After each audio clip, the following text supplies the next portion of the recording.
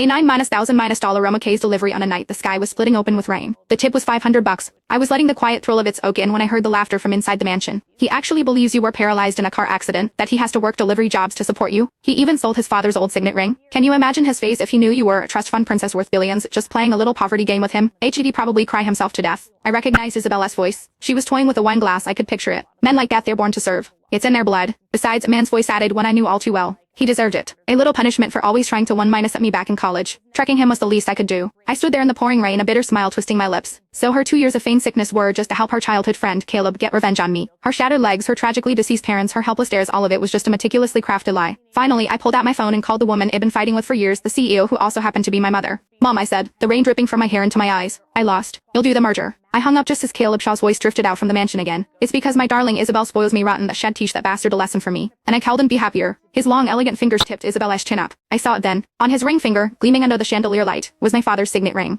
Isabel giggled, then lightly nipped his fingertip with her teeth. You're terrible. I watched as the legs that were supposed to be useless, the legs I had carried up and down for flights of stairs every day, crossed elegantly on the coffee table in front of her. Not a trace of injury. The heavy white cast that had fooled me for more than 2 years seemed to mock me from its place in the corner of the room, stark and obscene under the warm light. Clutching the insulated delivery box, I knocked on the door. The heads of everyone inside snapped my direction. The boisterous living room fell into a dead, suffocating silence. I walked toward Isabel, my silk sneakers leaving a trail of dark footprints on the polished marble. Her voice was tight, strained. Her eyes darted around, refusing to meet mine. Noah, what are you doing here? She stammered. I was just having a little get-minus together with some old friends. I ignored her, my gaze fixed on the ring on Caleb's finger. The ring. Give it back. The smile on Isabella's face froze as if she couldn't comprehend my cold tone. She instinctively wheeled her chair closer, the prop still ready at a moment's notice, and tried to soothe me with that practiced, gentle voice. Noah, just listen to me. Listen to what? I cut her off, a grimace pulling at my lips that was more pain than smile. Listen to you explain how you so kindly helped me sell it to Mr. Shaw for a premium price, or are we going to talk about the miracle? About how your paralyzed legs just happened to start working again tonight? Isabella's face went white. She opened her mouth, but no words came out. A silence in the room deepened until Caleb broke it with a contemptuous snort. He rose to his feet, his leather loafers silent on the thick rug, and sauntered over to me. He deliberately held up the hand wearing the ring. Isabel gave this to me, he said, drawing out the word gave. His eyes were filled with a triumphant, goading light. You like it so much you want it back? Isabella's face was a mask of pale panic. Caleb, stop it, Noah. He